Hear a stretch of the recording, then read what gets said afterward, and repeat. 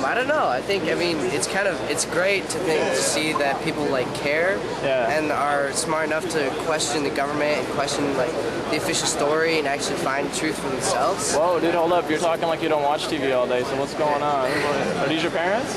Yeah. Dude, right on. Good for your mom and dad. That's my sister. Yeah, we came all the way from Ohio. We flew yesterday. Yeah, he wanted to see that. He's been researching it for 2 years, and dude, that's a beautiful he's an 8th grader. He's missing school today just to be here. That's really, really awesome. I actually just got here from Seattle going on our sleeve. Yeah, but no, that's really, I mean, when you see this, it's really a beautiful thing to see the fact that the word is really getting out. You know, it's not like a 1 or 2 person thing. And I know for us, whenever we do our thing, sometimes it feels like, does anybody else know? Or that's right. And you look at it, you're like, you know.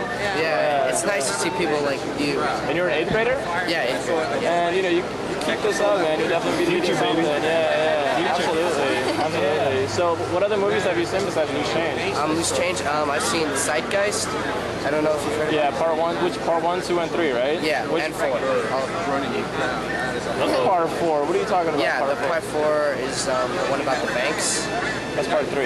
Is it? Yeah, and then part 2 is the one basically about 9/11, and part 1 is about religion. You're scaring me, man. Part 4. So what do your friends think about it? Well, you know, a lot of them are like big jerks. Yeah. And they all make fun of me for it, but I don't really listen to them because I don't really care what they think. And I just try, like, instead of trying to convert the people who are already so stuck in their ways, I just try to, like, people who are actually smart, I try to talk to them and get them interested. Like, what do you say to like 8th graders your age that you feel like are right there on the cusp where, you know, they're like still open-minded, they're not really blocking that stuff out? What kind of stuff do you say to them just to kind of unlock their mind and give them open-minded and kind of show them different things? Actually, I don't really talk to them. I usually, I try, like during the class, my teacher will be talking, and when she's talking, I'll move the conversation to politicalness.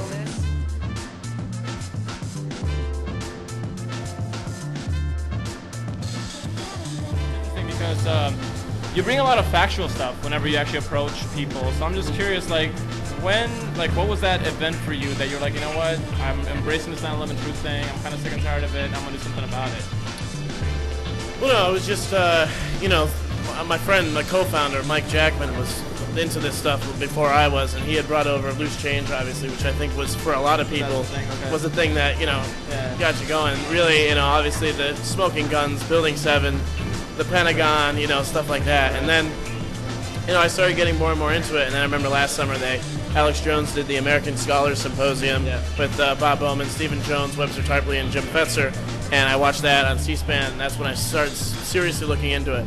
Because it seemed really real. I mean, and I had never thought about it. In fact, right after 9/11, I was all gung-ho about Bush and the Bush administration, and let's get the terrorists.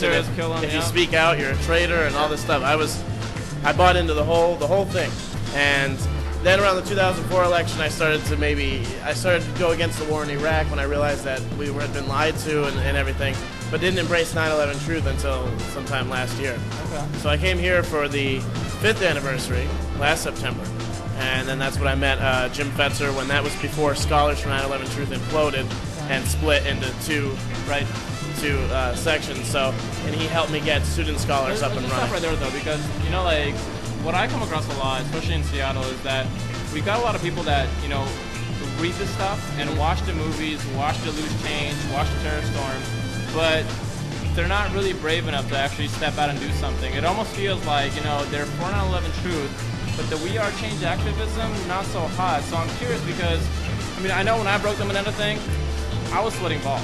All right, seriously. That's right, that was you, wasn't it? Yeah, I was extremely nervous. I mean, seriously, I mean, I got a battery issue, you gotta answer this.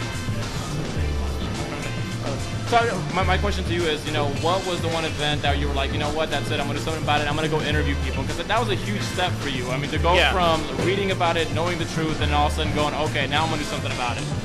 It was just like the spectacular culmination of witnessing everything that took place here last year, being here last September, and finally meeting all these people that were into it.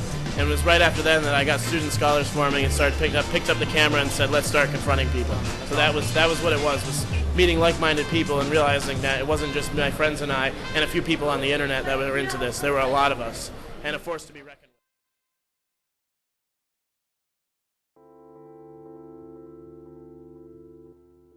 This is John Carlo with wearechange Seattle. I'm sitting here with Dylan Avery of Loose Change Final Cut. He actually is going to use some of our footage. Woo, woo, woo for all the Seattle people. So man, just tell me about the final movie, man. Tell me what you think about the final cut and how's it going to do. And actually, I got a question for you too. Maybe you can clarify the deal with the Dallas Mavericks owner. So we heard in the news that he's going to be actually helping you guys out. Is that still the case, or what's going on with that? Well, to start, first and foremost, when it comes to the final cut, it's a totally different animal. It's a totally different movie. It's still Loose Change. It still is exactly what you would expect from it. If I had to describe it in one word, I would say mature. I've grown a lot since I released Loose Change 1. We've all grown a lot. I think even the movement has grown a lot since we released Loose Change 1 and 2. Final Cut, I think, is just going to blow people away. What you're going to see tonight is, by all accounts and purposes, a test screening, but you're going to get the gist of it. It's basically a skeleton without all the meat on it, if I had to choose a crappy analogy to make. But like I said, the form is there, the skeleton's there, all the chapters are there. The Hijackers chapter still needs a little bit of work. I pretty much just threw that together so people could see our main points, which is the ISI and Able Danger. So people are going to enjoy seeing that. We've got you guys in the Pentagon section, for example. In terms of Mark Cuban, Cuban's out. Basically what happened is we were negotiating with Cuban, we were negotiating with 2929, and basically what happened is that someone leaked to the press that we were working with him. I don't want to name names, but it's somebody in the movement. So somebody leaked that to the New York Post. New York Post made a big deal out of it. Bill O'Reilly made a big deal out of it. Everybody made a big deal out of it. And Mark Cuban basically backed down to the pressure, which is okay. Doesn't bother me one bit. It works out in the long run for the better. 2 minutes left.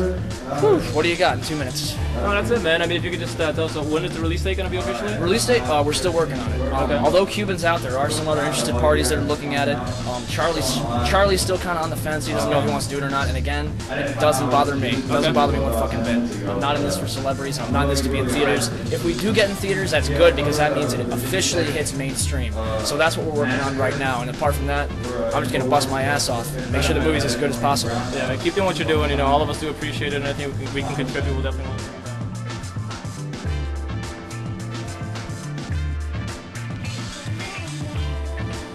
What do you think about the whole history piece? I'm very upset with the History Channel. I was not exactly told the truth about what was taking place. I was told that it was a documentary on the 9/11 truth movement. I had no idea that Loose Change or Popular Mechanics was so I just want to make sure I got this right. So they told you that it was about the people, not about the topic. Right, because we, Project for a New American Citizen, a UT student group in Austin, held first ever college campus conference with Alex Jones and Stephen Jones and Webster Tarpley, Chris Emery, and from Oklahoma City to focus on that. I mean, a lot of different speakers. It was a 3-day weekend event, and the History Channel came out to film us and told us that they were doing a documentary on the 9/11 truth movement. So that's why I sat down for an hour with them while they used a minute and talked to them, because I'd been real hesitant about getting on the radio or doing any kind of TV or doing anything because I didn't trust them, and I trusted them. So technically, I really think that the movie was actually going to be a lot worse. But because of all the calls from InfoWars whenever Prison Planet released it, and me and her going round and round several times, I think it was probably going to be even worse. And I was really scared. But like a lot of people have said, you know what, it's fine the fact that they actually put that hit piece. It just means that they're scared. At the end of the day, a lot of the topic got out. I mean, there is some factual stuff that got out. I think it was actually better for us than worse. I mean, it made a lot of people that had more parts of it seem like they didn't know what they were talking about, but then they are constant with it. So, you can verify their websites, like Alex and Stephen Jones and all of that, but people like us that were in it for just a short period of time, it's actually brought us a lot of exposure, and it's been very good.